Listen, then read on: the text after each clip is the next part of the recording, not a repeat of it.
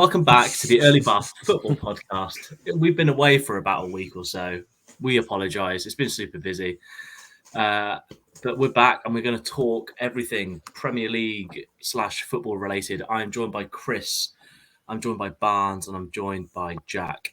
Chris has had a couple of beers, everyone.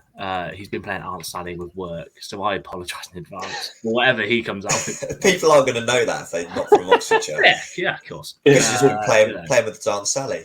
And you're drinking, yeah. But I found out at uni that Aunt Sally's only an Oxfordshire thing. Like, I didn't realise. So whenever I said it, shall we explain Aunt Sally to people, just so people aren't just like, what the We've hell only got are 45 minutes, Chris. We're not going to. You go for it, Chris, because I don't think I could. So basically, there's like this shaped doll. Good start. Shaped doll on a stick. You basically hold a log and you lob the log at the doll on the stick.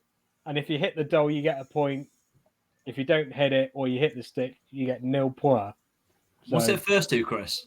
No, it's just highest amount wins. And unfortunately, I had to carry my team because my team were very poor, just like Josh Latham on Football Manager. I'll just point that out there as well.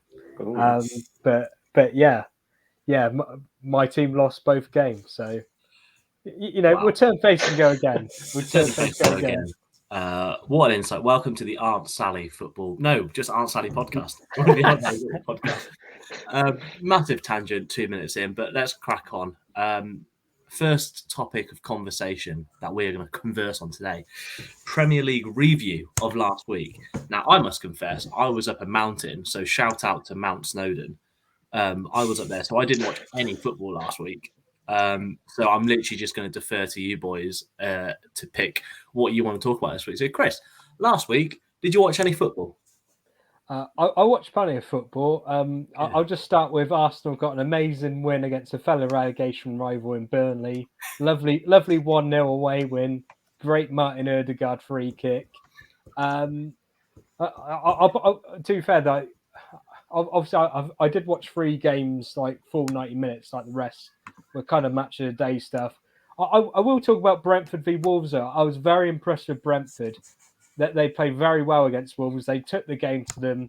They attacked them, and yeah, like Ivan Toney and Brian Mbeumo up front were just brilliant. Wolves couldn't handle them, and obviously with VAR, obviously they did chalk off a couple of Ivan Toney's goals. Otherwise, you would have had a hat trick. But for me, like obviously, I read up on Ivan Toney because I thought he might have had like a cap for Jamaica, or I know there's another Caribbean island that he does like charity work for, but apparently he said in an interview that he wants to represent England. And I generally think Ivan Toney is good enough to represent England. I mean, all right, it might be early days because he's only played like 5 Premier League games or however many games Brentford have played, but I think he has generally shown enough that he's good enough to put an England shirt on. He's strong, he's quick, and most importantly, he scores goals. And he's just a threat. He's just a nuisance up front. But obviously, from the old Oxford point of view, obviously, I've seen Shandon Baptiste play quite a lot for Oxford, and unfortunately, that is the one thing he hasn't got out of his game is just silly tackles when he's on a yellow card. Because I remember him at Oxford, he did pick up a couple of like 2 booking red cards, if you like whilst playing for Oxford, just for like silly tackles when really either like to be fair, like I don't want to blame Carl Robinson too much because Robinson is an absolute legend. I've never said a bad word about him in my life. No, Chris is drunk. Yeah, that might be a bit of a lie, to be fair. But yeah, to be fair, I think Thomas Frank did want to take him off before he got the second booking. But I will give credit to Thomas Frank as well because he could have easily taken off Toney or Mbeumo when they went down to 10 men. But I think Frank thought, no, I want to keep the 2 up front just to make Wolves think about it a bit more and give them a bit more, to think about and a bit more danger up there. So he kept Toney and Mbeumo, and I can't remember who he took off. It might have been one of the 3 centre-backs, or it might have just been another midfielder he took off.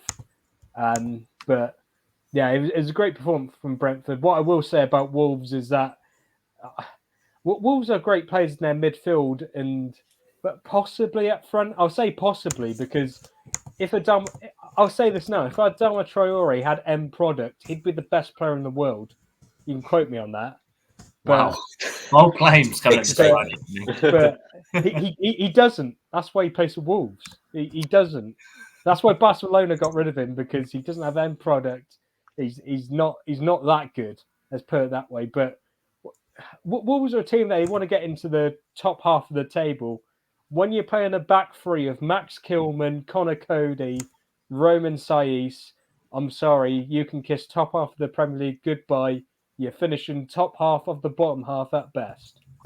Top half of the bottom half. Wow, Chris. I'll pick up on a couple of your Brentford points. I think one, Ivan Toney. I think he'll have a really good season. I think for me, we've seen, as an Oxford fan, we've seen him come through the leagues, haven't we? And you know, he's always banged in goals. Every single team that he's played for, any side that he's played for. He was brilliant at Northampton. He was brilliant at Scunthorpe, and obviously he was fantastic at Peterborough. And that, like those three teams, that he was their stand-up man. It does make you question why in the world did Newcastle not give him a chance. Bear in mind they've now stuck up front with, all right, Callum Wilson's good, but then behind him you got the donkey that is Joe Linton, and you got Dwight Gale, who's championship standard at best. Chris is absolutely on a rant today, and also the whole representing England thing. I think that's a good choice, but I think it could happen. I know Shannon Baptiste, who has represented Granada at sort of younger age groups, has opened when he was at Oxford. He openly said he's not going to represent Granada at sort of senior level because he wants to go for England. So there's a couple of Brentford players there that have sort of a similar ambition. Barnes, you're right. And did you watch any football? I'm good. Week? Good. I'm glad. I watched a bit of football, but not too much. What I did do is I stayed up to the final game on Match of the Day. That's how committed I am to this podcast. And I'm pretty sure, don't quote me on this may be wrong, there was Manchester City versus Southampton, which was the final game, which I don't think many people predicted, because I think at the start of the season, a few of you put Southampton in the relegation zone, didn't you? Didn't think they were going to do too much, and they had I'd say a negative transfer window. They didn't sign too many players, and they got rid of some players that you thought were quite sort of critical to their team. But they've actually started pretty well, picking up some decent draws. And I think the reason I mentioned this is just because I said Manchester City might not be as good as maybe some people think this season, and that fits into this result fits into that narrative. So I'm backing myself and completely ignoring the Norwich result that happened, because they lost again. So cheers for that, Chrissy. Yeah, no worries. Also, Leicester poor as well. Although they definitely good. No, because the Brighton first goal should not have stood. That was definitely not. Didn't he get a penalty or something? Even though he was like grappling Vestergaard completely. Couldn't believe that got given. I'll tell you what, it was a weird weekend for VAR and the referees, wasn't it? Because I know it's a bit of a boring topic talking about refereeing decisions and VAR, but up until now, they've actually been pretty good, I'd say, and everyone's been reasonably happy. But then in the West Ham Manchester United game, there were some, let's say, strange refereeing decisions, or ones that are debatable. And then we had a couple in the Leicester one where I think Harvey Barnes was adjudged offside twice for being in front of the goalkeeper. Seemed pretty harsh, but yeah, I don't know what you feel about that, Tank. A good start to the season for Brighton as well, flying. It's an absolutely fantastic start. And Graham Potter, as I said, is the greatest manager in the Premier League. I think they're finally getting the results. I think, especially the Leicester game, because obviously it was 2-1, wasn't it, that game? Yeah. And Leicester did score 2 goals, and they could have actually won, but both of them were chalked off pretty much for hard by being offside. So those were the sort of games last year that Brighton wouldn't win, and they actually won. So that's pretty huge for them. I don't know if you can hear my brother in the background. He's currently playing Pro Clubs on the new FIFA 22 on his PS5. So if you hear him shouting, it's because apparently he has scored a worldie. So if you hear background shouting, I apologise. Jack, number 1, how are you? And 2, what football did you consume last weekend? I'm very well, thank you. Not as much Prem. I actually went to watch Swindon. Wow. In the bottom basement of the Football League. very hard-earned 1-1 draw away at Northampton. Wow. Yeah. I did watch a little bit of Prem. I didn't actually complete a full 90 minutes of any game. But like Barnes, I did watch Match of the Day, so I do have something to talk about. Good. One that stuck well, obviously the Brighton game stuck out for me because, like you said before, Tingers, about the fact that that's a sort of game that you'd expect them to lose, just because like Leicester's stature, and they're like outside of the big teams, they're usually the next, aren't they? The next team that's the best team in the Prem, sort of the fourth or fifth sort of best team really on paper. And they're flying. I honestly don't know whether they can keep it up, but I think at the minute they're just on that roll, aren't they? When they're just winning games. I don't know if you just heard that, viewers or listeners. Chris just opened another can of Stella. Yeah, please do responsibly. Sam Miguel, actually. Cheers, Sam Miguel, sorry, I apologize. Cheers for watching or listening, however you're watching or listening to us today, whether it be on YouTube, Spotify, or Apple. Thank you. Sorry, Jack, go on. We'd also quite happily accept sponsorship from Sam Miguel if they're watching. Carry on, quite good at the start of the podcast. Sponsored by Sam Miguel. And then Chris holding the Sam Miguel can. Hold on. There we go. Good. Very good. The games that I was quite not surprised. I thought the Watford Norwich game would be a 1-1 sort of game, a draw game. Sort of both teams sort of match each other and it not really be anywhere. Because I sort of at the start I thought those two teams would be down the bottom, and I thought it'd be quite a sort of hard fought game. But I think Watford just absolutely blew them out of the water. And I really do. I know not to drop Chris in it, but I think Norwich really are going to struggle if they're going to be completely dominated by Watford. I don't really think they stand much of a chance against the rest of the league, really, because there's Watford are a decent team, but there's far better teams in this league than them, and they really look poor against, a pretty average Watford side. The only other game that I was quite interested in was the Palace game. I know they've got a lot of stick on this podcast, but watching that game, I actually was quite surprised at how, even though the score was 3-0 to Liverpool, I think actually Palace made a pretty good impression on a lot of people and how they played. And I think they actually could have maybe taken the lead or got a couple of goals. I know Edouard had a chance. He probably should have scored. And I think before Mane scored, it actually was quite an even game. And I know Southwick. I know where did I get Southwick from? Crystal Palace looked quite dangerous on the break. Edouard, mate. That's where you got so maybe I know they got a lot hammering with the Vieira and the signings, but if they continue to play like that, I think against a team sort of in and around their sort of area in terms of quality, I think they actually might do some damage against some teams. So be interesting to see. But it's still early days, isn't it? So you never really know.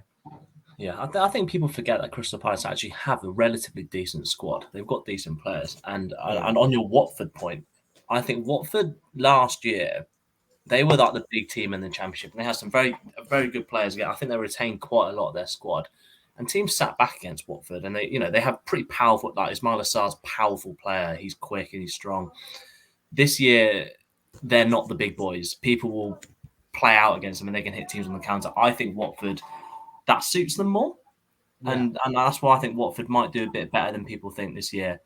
I completely agree with you on Norwich. Chris, you're absolutely, I don't know what you were chatting or what you were drinking that day. Norwich, they're going down, it seems.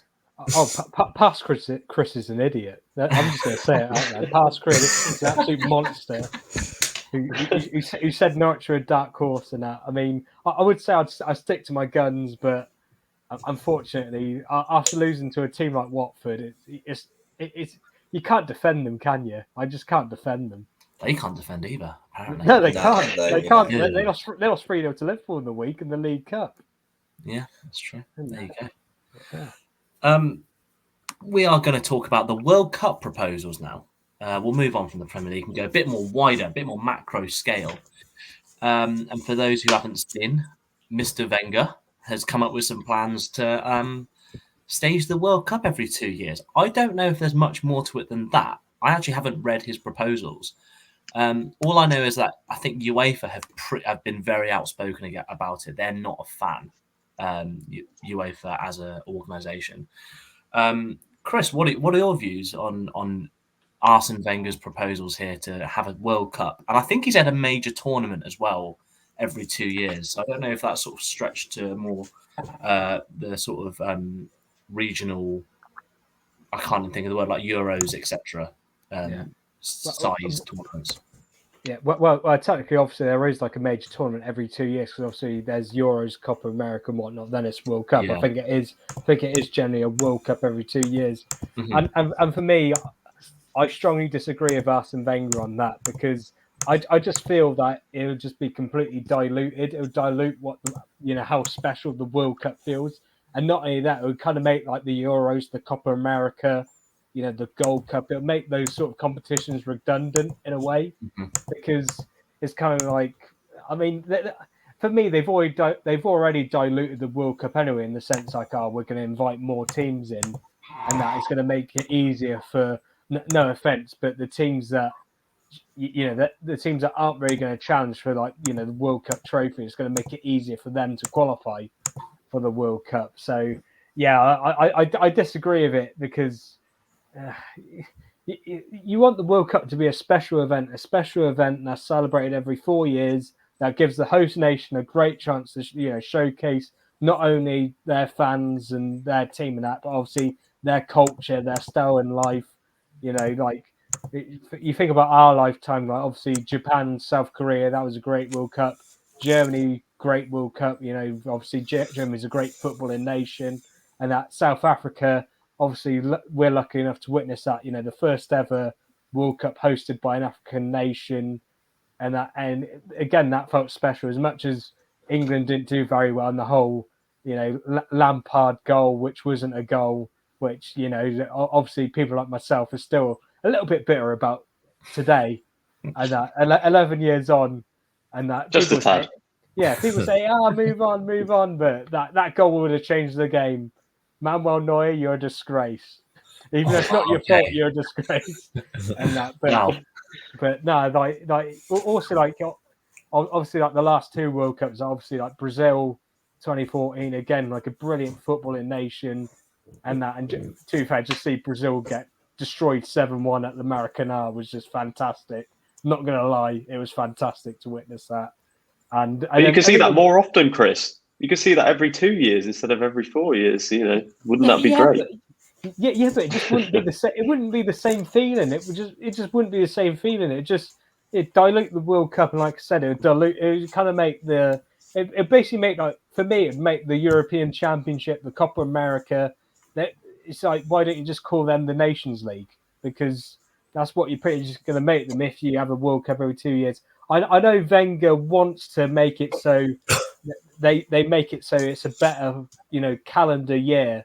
I think that's what he said today. They want to make it so the footballing calendar year is better for the clubs and whatnot. But I think like the European Clubs Commission or Clubs Association, I can't remember if it's ECC or ECA. ECC might be like English cricket thing, for all I know. ECA, I think. It is ECA, yeah, like European Clubs Association, and that. I know they've come out and said, well, we do not like this World Cup proposal. It's gonna, make things a lot harder for us and that. So yeah, I think I've rambled too much. I think I'll blame it on the drink for me rambling too much, but.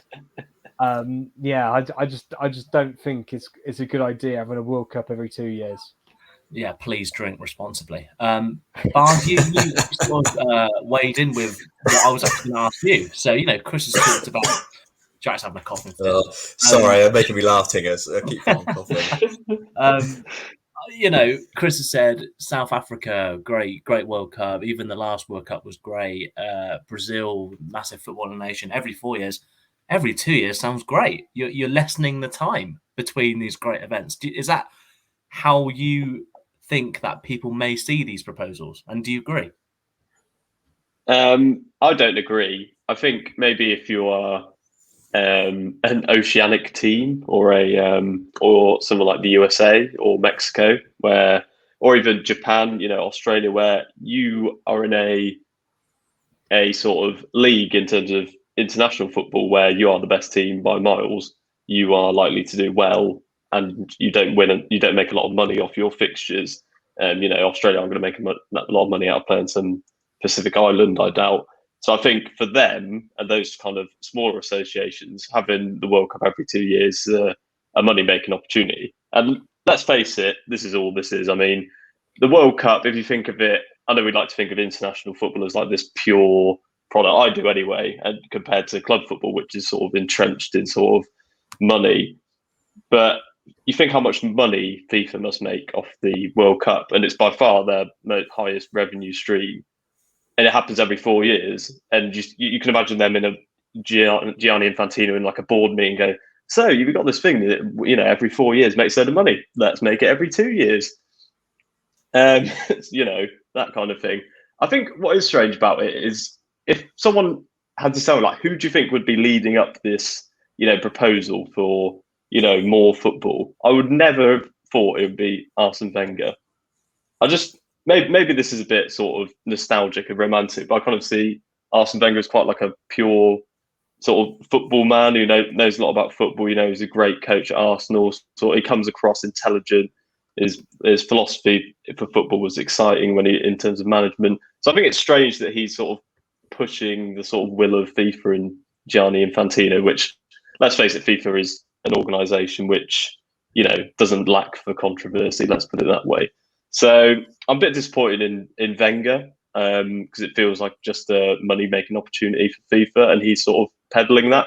But maybe he does have honest intentions. Maybe like you mentioned, he does think it'd be better. Maybe it would improve the footballing calendar. Personally, I completely agree with Chris in that we have too much football anyway. I just think it dilutes it even more and makes it less meaningful, and gives I don't have too much of a problem with it expanding to more teams because it's nice, for people to be able to participate in these tournaments, especially smaller nations. But in general, I just think World Cup every 2 years is 2 years too many. 4 years is fine. 4 years is fine. Jack, do you think that this was always going to be the way it would go in terms of, consuming football is just, remember when COVID first happened and there was a game on every single day? And, for me, I felt a bit disinterested when the Premier League came back when it was Project Restart, just because there was like football every single day. And as much as I love football, it just got a bit too much. Do you think that this is playing into it, the whole media, the money side, the whole football? That is it the Mitchell and Webb look sketch where it's just like there's football all the time, and you don't blink or you miss the football. Do you think it's just just media and money gone mad? I think so. I think you can't really. There's no, like you say, there's no real other. There's no other way you can sort of take it. Because, looking at it from a player's perspective, I appreciate it's a special thing playing in a World Cup, but you think like a player's or average career internationally is probably 12 to 14 years maximum. That's quite, playing into your 30s, and not many international footballers carry on playing past 30 really. So that gives you 3 World Cups maybe, but if you're doing it twice a year, that's like 7 World Cups. So the actual special element of it for players is going to go as well, because if you're playing 3 World Cups in your career, you absolutely you really want to play in one is a special thing. But if you're a top level player and you play in 7, by the 5th one you sort of, it's not, maybe not even the 5th one, maybe the 3rd one or the 4th one, it's lost that that beauty of playing for your country in a huge tournament that's watched by everybody in the world. So I do agree with you. I do think it's like a corporate element to it as to why it's this proposal from 2 to 4 years. Yeah, I think I completely agree in terms of the whole. I think you're spot on with the whole. A player playing 7 World Cups, I think that they would probably get bored. Maybe I don't know. They probably on a lot of money. So you think like Ronaldo now, Cristiano, like what, he's the most capped Portuguese player ever, 100 odd caps now he's got, and however many goals. He probably started playing for Portugal when he's 18. He's now 35. If there was a World Cup every 2 years, and he's played from 18 to 35, he'd probably have about over 250 caps. Probably, you'd think. Yeah. Because you get an average of like 7 caps a year with normal friendlies and stuff like that, and then in like a World Cup or a European year, slightly more. You're looking at like it absolutely blow out the water. There'd be people on like 3 goalkeepers could have like 300-400 caps.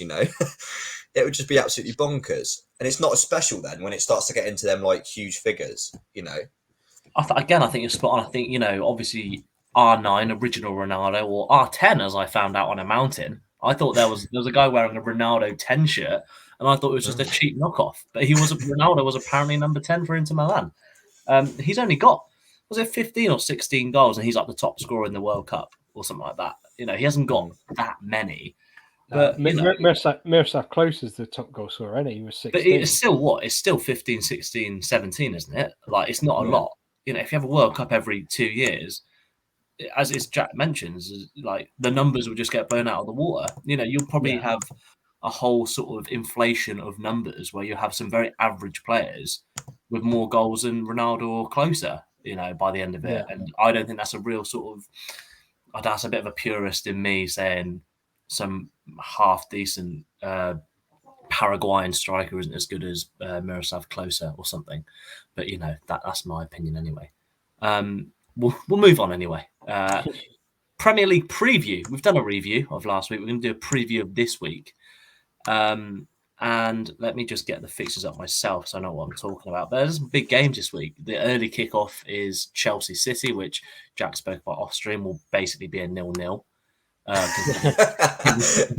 Everyone's so excited for it. It's destined to be a shit game, 0-0. You just know it. It's typical. Early kickoff as well. Exactly. Early kickoffs are always bad. Don't bet on the early kickoff. Gamble responsibly. Please gamble responsibly. Don't bet on the early kickoff, early Bath fans. If you do, bet 0-0. Bet 0-0. We'll clip this and see how spot on Jack is. Chris, I think there's one game that you're probably looking at. What's going to catch your eye this weekend in the Premier League? Well, I mean, obviously it is going to be the North London derby, the 4:30 game Sunday. Obviously, Martin Tyler's going to be on there with his "And It's Live." Oh, very good. And it's like he's in the room. Thank you, Martin Tyler. If you want to impressionist, just call me. Just call me maybe. All right, Tyler Ray Jepsen. Anyway. We're going to get copyrighted, Chris. We're going to have to bleep that bit out, haven't we, I think? No, absolutely not. We all have a bit of Carla Rae Jepsen, don't we? She's a great singer. Absolutely. Anyway. Well. Hey, one of the bad words said about her. Come on, Barnes. You probably sung her last week at the karaoke. Yeah, we don't talk about that, Chris. Anyway, different podcast. Back on topic. Now, I mean, I think it's going to be... I was going to say, I think it's going to be a great game, but again, all right, Arsenal have won their last 2 games and that, but they just haven't been convincing. And all right, Tottenham are going for a bit. I wouldn't say they're going for a bad patch, but obviously they have lost the last 2 games. They lost the last 2 games 3-0, which is quite interesting to think about. Obviously, they lost 3-0 to Crystal Palace and they lost 3-0 to Chelsea. Obviously, the Chelsea game, I know we didn't really talk about that much in the review, but it was quite an interesting one because I thought Tottenham looked good in the first half. I thought they took the game to Chelsea. I thought they were the better team. And to be honest, fair play to Tuchel. He made the change at half-time. He brought Kante on for Mount. He sort of changed the systems instead of... Because Chelsea, they usually go 3-4-2-1. They sort of went for a more of a 3-5-2 or a 5-3-2.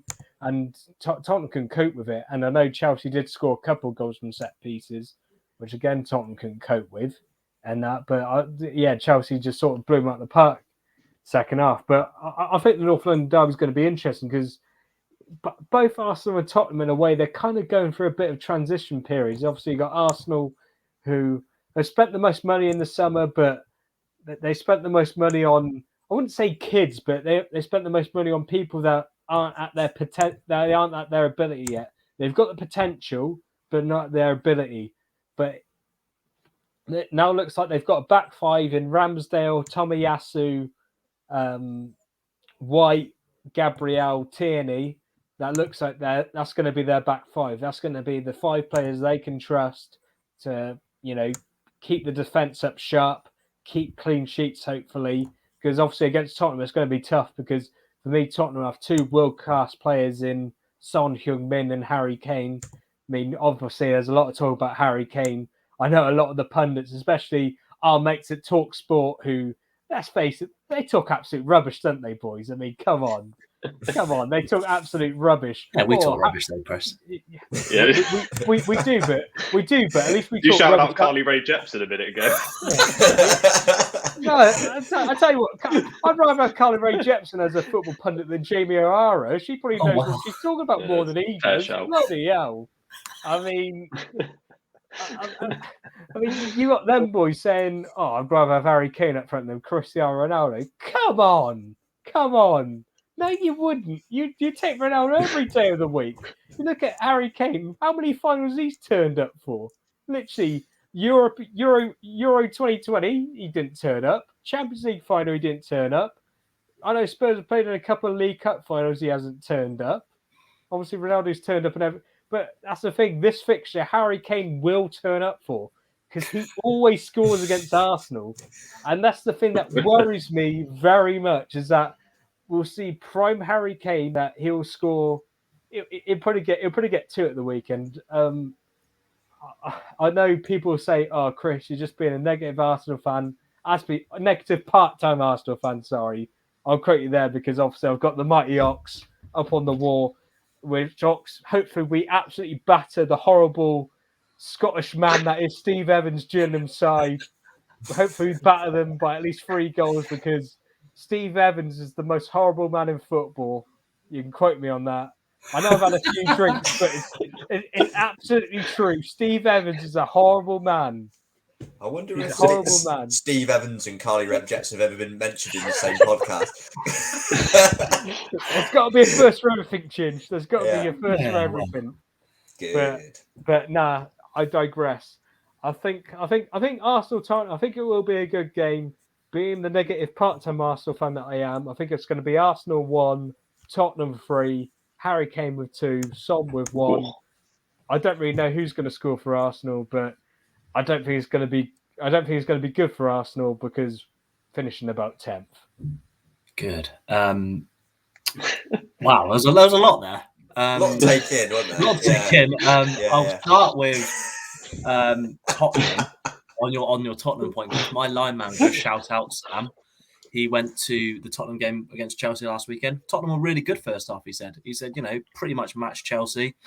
And if Tottenham can do that for the rest of the season, they'll be absolutely fine. But obviously, it was that second half that they really fell down in.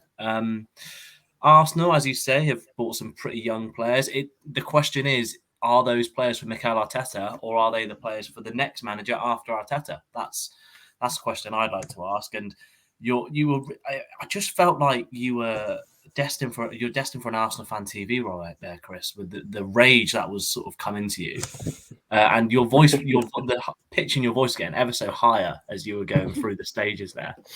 That's just the Carly Rae Jepsen in me. Yeah, of course. Just call me, baby. There you go. Wow, we're gonna have to cut that out. Barnes, are you going to sing any Carly Rae Jepsen? What's your favourite song on her albums? And Premier League preview, please. You throw me under the bus there.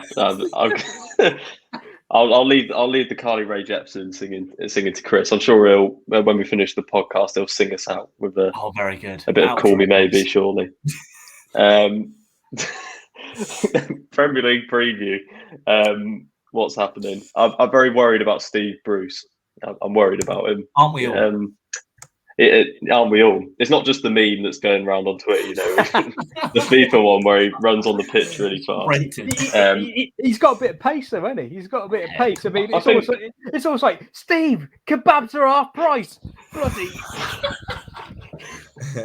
I was going to say he's probably running away from Newcastle fans after the probable defeat at the weekend to Watford. He's probably clearing the bench after another fan protest against Bruce. But yeah, I'm worried about him, and I'm worried about Newcastle because they have Watford at the weekend, and I think they might lose, despite me not really. To be honest, I don't not rate Watford. I just don't. It's fully ignorance. I know nothing about them, so it's hard to have an opinion on them. So I just assume that they're not very good.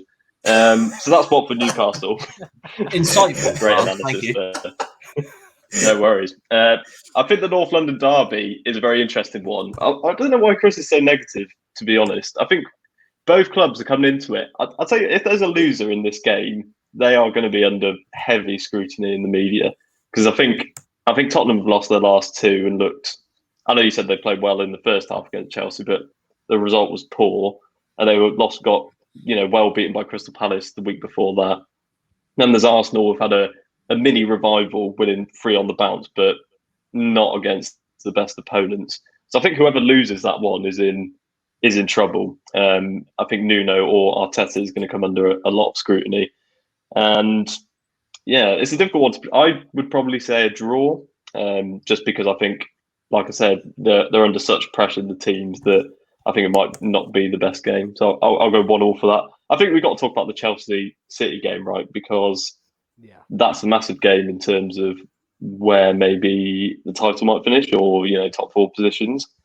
And I think it's a really hard one to call. I know we joked that it's the early kickoff, so it's going to be terrible, and I think that does normally play out. But yeah, 2-2. I think Guardiola, if Man City lose this, they're in a bit of trouble, because they'll have that draw against Southampton, they'll have lost to Spurs, and then they'll have lost to Chelsea. So it'd be a poor start for Manchester City. So I think the pressure's really on them to go out and make a statement.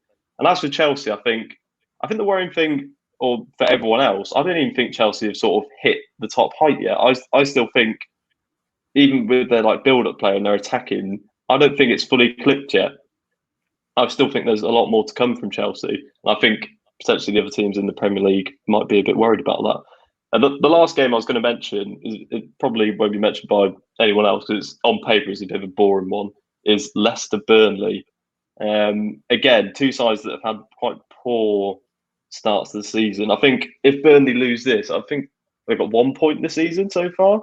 I know they started poorly last season, but there's only so many times you can do that sort of Houdini trick of being absolutely terrible at the start of the season and then making up for it, making up for lost time over Christmas and into the new year. So I think it's important that Burnley get a result here, even if it's a difficult game for them. And Leicester as well, they need a win because they haven't had the best run of results recently. So that should be an interesting fixture. Very interesting. And Jack, Chris talked about a derby this weekend, but he didn't talk about the biggest derby of the weekend. It's the M23 derby between Crystal Palace and Brighton.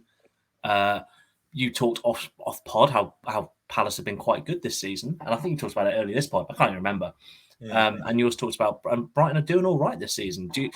What do you reckon will be the sort of result in that game, and what else have you got your eye on this weekend? I think that result. I think everybody's going to think Brighton will win, and I do think they will, but I don't think it will be a runaway. I think it will be quite a tight game, and I think Palace will score, but I still think Brighton will win. Just I think they just have that little bit more, and they're on that roll where they seem to be just getting results against good teams. The only other game that I don't think anybody has mentioned is Everton-Norwich. I'm afraid for Norwich, I think judging by the amount of goals that Everton have been scoring and actually how well they've been playing, I appreciate they had a bit of a blip recently, but I think it could be quite a bad result for Norwich. I think Everton could really wipe the floor with them, the way they're playing at the minute and the goals they've been scoring. I mean, Damari Gray's been absolutely brilliant for most of the games he's played. I think, was it last week they lost? Was it last weekend? I can't remember. I think so. Or the weekend before. Yeah, they lost 3-0 to Villa, didn't they? That was it, yeah. Which was I think before that game, they were actually on pretty good form and they looked really good. And I think considering Norwich's start and the fact they struggle to score goals and concede so many at the other end, I think it could be a real big result for Everton. Absolutely. And Chris, sorry, Tan, can I just go back to obviously Barnes mentioning the Chelsea Man City game? Obviously, it's quite interesting as well because obviously Tuchel's played 3 games or two. I think you say it as Tuchel. I just always say Tuchel because I'm just an obnoxious idiot and that. But I think he's 3 from 3 against Guardiola, isn't he? Because I think he's beaten him once in the league, he's beaten him once in the FA Cup semi-final, and then obviously that Champions League final last season. So I think he's 3 from 3 against Guardiola. I think that's a bit of an interesting element as well. That obviously is Tuchel maybe got Guardiola's number, and that when it comes to outsmarting him, out tacticking him, and that's going to be very interesting to see whether Tuchel sort of like goes with like. I mean, it was quite interesting in the Champions League final. It was almost as if Chelsea sort of let City have the ball in that, because Chelsea had a Tuchel that they've just been so impressive defensively, and that it's almost as if they say, "Yeah, all right then, Guardiola, you and your boys, you can have the ball in that, but as soon as you get into our box, we're taking it and we're hitting you on the counter." And I think another thing is going to be interesting to see, who City pair up at centre back against Lukaku. Because obviously they didn't have the Lukaku threat last season, Man City. Whereas now it's kind of like, oh, we're gonna have to. Like, I can imagine it. I can imagine. I mean, obviously, I'm as you can probably see from the looks of me, if you're watching on YouTube, I'm no Pep Guardiola myself. I mean, I've got hair, whereas he's bald, and that. But if I was in Guardiola's shoes, I'd probably stick Diaz on him, just because obviously Diaz is probably Man City's best defender, and I think he's probably the one that would probably be like the strongest against him. I mean, if Man City played Nathan Ake, you might as well just give Chelsea the 3 points. I mean, but bless Nathan Ake. Obviously, he's going through a tough time. I mean, I think all of us at the Early Bar Football podcast feel for him. Obviously, he lost his dad in terrible circumstances last week. Obviously, whilst he was playing.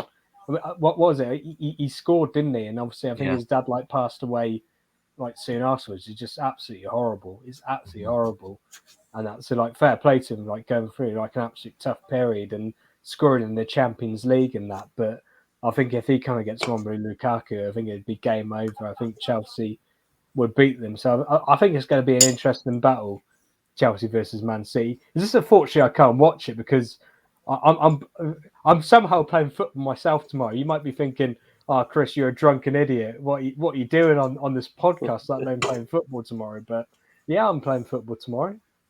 And who are you playing, Chris? Sorry, again for the benefit of the pod. So I'm playing for Spartan Rangers A team. We're playing against Sherborne Harriers.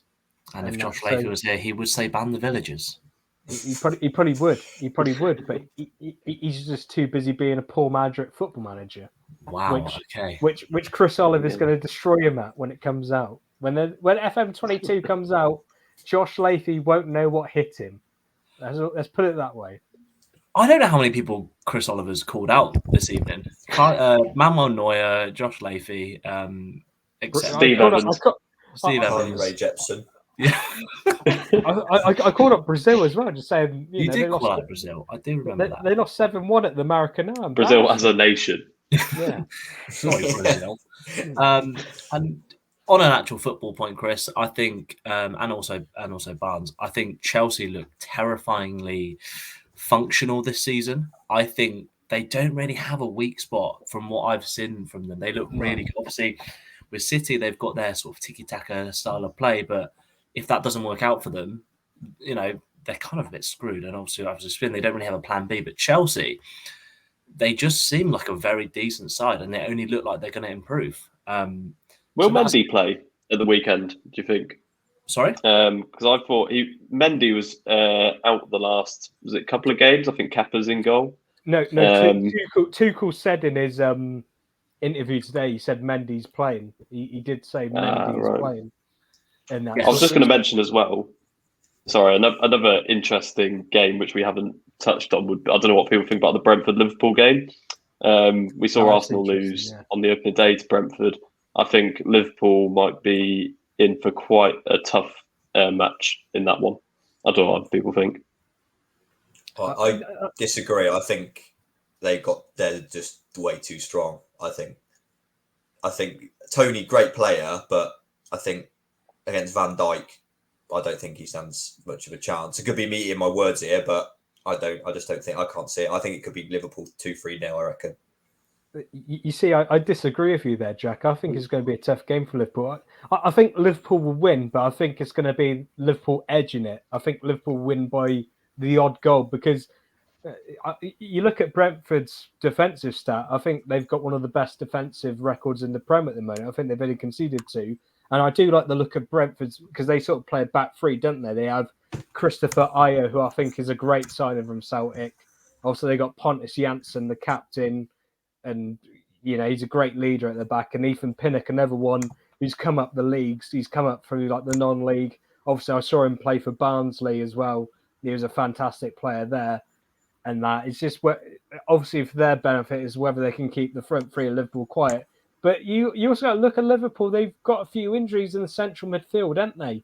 Because obviously Thiago Alcantara is out with his calf injury, and that. And I know Ed mentioned it on the pod earlier when he said about Liverpool's transfer. I think it was the transfer window episode when we mentioned it. But obviously they didn't really replace Gini Wijnaldum. Well, to be fair, they didn't replace Gini Wijnaldum. The only person they brought in was Kanate or Summer, and that. And it's kind of like, well, all right, you've got Katie, you've got Oxlade-Chamberlain, but to be fair, Katie has looked impressive, but with Oxlade-Chamberlain, he hasn't really been as good as he was like before his injuries and that. I mean, I'd argue he hasn't been. Well, he had that one good game for Liverpool when he scored that scream against Man City, but he hasn't.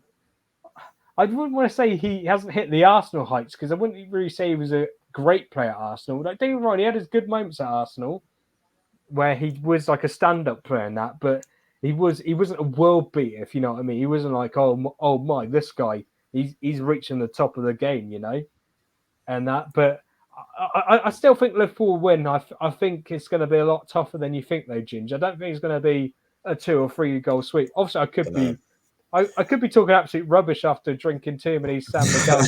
Please drink responsibly, by the way. Don't drink like Chris Olive. I'm only looking at the other games they played, and I agree they've been like impressive in the games they played, but have they really played against a team of real attacking potency? I mean, you could argue Aston Villa, but they're still probably getting over Grealish and how they're changing their style of play. Brighton beating 1-0. I mean, Brighton a fantastic team. Brighton are going places, aren't they, Tang? Yeah, they're going Europe, is what I'm saying. Graham Potter's European tour. We're all on it. I still think that Mane's just getting going. Salah's already started. I just think just those two alone, I think there's enough there to score 2 or 3 goals. So we'll see. Yeah. We'll see. And of course, just to round off, they will play Hey Jude before the game. So there's power. There is power there. The last topic that we will talk about today is happy birthday to @Mr. Owen MUFC, Owen Churchill, our host, our usual host anyway. He turned 26. Was it early this week, lads? I can't remember. I think it was yesterday, wasn't it? Yesterday. Obviously, we're recording this Friday night, so obviously he would have turned 26 yesterday, which would have been Thursday, the 23rd of September. Thank you. That's a really good insight, Chris. Do you have a birthday message for Owen? It actually is on the 23rd now. Oh, who knows? It is on the 20th. I mean, it's not 21st of September. That's Earth, Wind and Fire Day.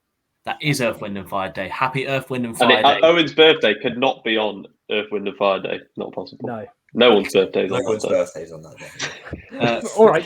Call out all the people with their birthdays on the 21st of September. Chris, do you have a special birthday message to Owen? Well, just happy birthday, Owen. No, come on. I'm being serious here. What are you laughing? January, all these idiots all laughing at me. Owen is the most hardest working person I know. He's killing it on 3 channels. He's killing it on the Early Bar Football podcast. He's killing it on Owen News at Wrestle 365. I think that's what his wrestling channel is. If not, follow him. I think that's it. I think it's Owen at Wrestle News. That's it. Owen at Wrestle News 365. If you're a wrestling fan and you're listening or watching this, follow him. He does great content on his wrestling channel and obviously United View as well. Which, by the way, Owen, I'm wishing you a happy birthday. What's KG going to do for you? I haven't seen any birthday message from KG. He'll probably hang up on you again. That's another person I'm calling up on this podcast. KG. What a violent podcast. Yeah, right. Yeah. But in all seriousness, happy birthday, Owen. You're a great guy. But you're terrible at foot manager. Thank you. Okay, Barnes, do you have a lovely little message for Owen? This is just a birthday message. Yeah, I just hope Owen has a lovely birthday, a very Ollie sexual day. I hope Ronaldo bags a couple. Actually, no, I don't hope Ronaldo bags a couple of the weekend. But have a good birthday, Owen. Jack, how about you? I really don't think I can top Chris's, but I will say happy birthday, Owen. We sort of got to give him the sort of credit for this because he's the one that sort of gave birth to this. Well, shambles, we'll call it today. But Shambles. You're getting called out now, happy Jack. birthday, mate. Thank you. Well, yeah, and I'll round that off saying, Owen, happy birthday. I'll look into the camera. And yeah, have a great. I hope because you've already had a great day. I hope you've already had a great day. And yeah, you gave birth to this. You're working very hard. You're making moves.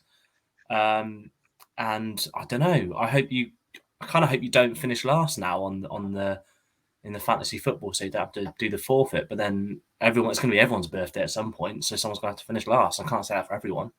So yeah, happy birthday, mate.